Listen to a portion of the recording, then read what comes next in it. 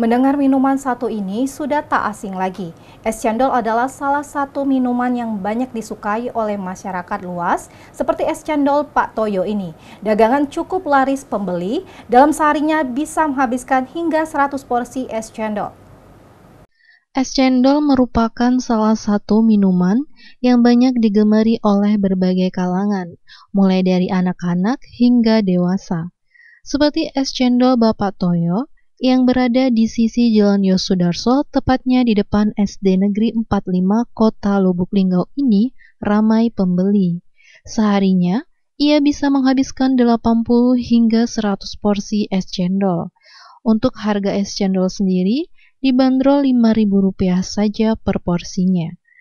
Pedagang es cendol Toyo mengatakan, untuk yang membedakan es cendol saya terletak pada gula merahnya, yang pasti berkualitas dan higienis.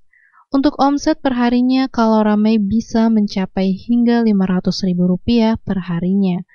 Kembali dirinya menyampaikan, harapan kedepannya bisa mempekerjakan orang yang dipercaya untuk membuka cabang satu lagi. Harapan kedepannya apa, Pak? Ya pengennya sih buka satu lagi kalau memang ada yang mau jalan kan, yang bisa dipercaya lah itu. Buka cabang ya, Pak? Ya buka cabang lah. Ayu Fitriani, Selampari TV, melaporkan.